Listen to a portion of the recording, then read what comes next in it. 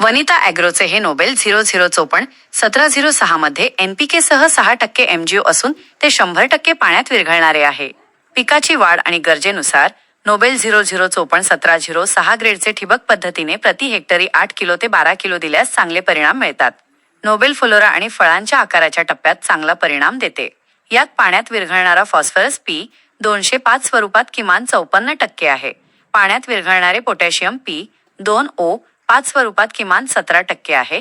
Magnesium MgO स्वरूपात किमान 0.6% आहे.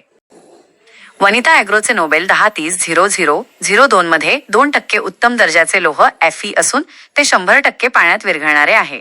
हिरव्या आणि निरोगी कोंबांसाठी पिकाच्या अगदी सुरुवातीच्या टप्प्यात ठिबक सिंचनाद्वारे नोबेल 1030-0002 चा वापर केला जातो. फळांचा आकार सुधारण्यासाठी नोबेल 1030-0002 च्या 2 फवारण्यांनंतर आलटून पालटून नोबेल 1030-0002 वापरता येते. नोबेलचा सर्वोत्तम परिणाम रेमेडी आणि हायकॉन 60 किंवा मॅग्नेशियम सल्फेट सोबत घेतल्यास मिळतो. एकूण नायट्रोजन सर्व नायट्रेट स्वरूपात किमान 10% आहे. पाण्यात विरघळणारा फॉस्फरस P2O 5 स्वरूपात किमान 30% आहे. FeEDTA च्या स्वरूपातील लोहाचे प्रमाण Fe म्हणून किमान 0.2% आहे. वनिता ॲग्रोचे नोबेल 10-00-20-07 मध्ये एनपीके सह 60% कॅल्शियम असून ते पाण्यात पूर्णपणे विरघळणारे आहे, जे ठिबक सिंचनाद्वारे प्रति हेक्टर 8 ते 12 किलो या प्रमाणात वापरले जाऊ शकते.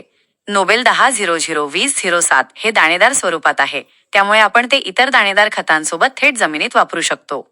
फळांचा आकार सुधारण्यासाठी आणि नवीन कोंब फुटण्यासाठी नोबेल 10-00-20-07 चा सर्वोत्तम वापर सिक्वेल ZN आणि हायकॉन 60 सोबत केला जातो. एकूण नायट्रोजन सर्व नायट्रेट स्वरूपात किमान 10% आहे. पाण्यात विरघळणारे पोटॅशियम K2O स्वरूपात किमान 20% आहे. पाण्यात विरघळणारे कॅल्शियम CA स्वरूपात किमान 0.7% आहे. वनिता ॲग्रोचे ENRICH 21 पिकाची अवस्था आणि गरजेनुसार ENRICH 21 ची फवारणी मात्रा सामान्यतः ठिबक पद्धतीने प्रति हेक्टरी 8 किलो ते 12 किलो असते. पिकाच्या सुरुवातीच्या टप्प्यात नायट्रोजन आणि फॉस्फरसची चांगल्या प्रमाणात गरज असते, त्यामुळे ENRICH 21 हे उत्पादन शाकीय वाढीसाठी तसेच आकारमान वाढवण्याच्या टप्प्यासाठी एक चांगले उत्पादन आहे. एकूण नायट्रोजन N स्वरूपात किमान 21% आहे. अमोनियायुक्त नायट्रोजन N स्वरूपात किमान 16% आहे. युरिया नायट्रोजन N स्वरूपात किमान 0.5% आहे. पाण्यात विरघळणारा फॉस्फरस PO स्वरूपात किमान 0.5% आहे. सल्फेट सल्फर S स्वरूपात किमान 17% आहे. मित्रांनो, जर तुम्हाला या विषयाबद्दल काहीही शंका किंवा प्रश्न असतील तर खाली कमेंट करून नक्की विचारा. शेतीविषयक अशाच नवनवीन माहितीसाठी आपल्या मराठी फार्मर चॅनलला नक्की सबस्क्राईब करा आणि शेजारील बेल आयकॉन फ्लान दाबा, जेणेकरून नवीन व्हिडिओचं नोटिफिकेशन तुम्हाला सर्वात आधी मिळेल. धन्यवाद. जय जवान, जय किसान.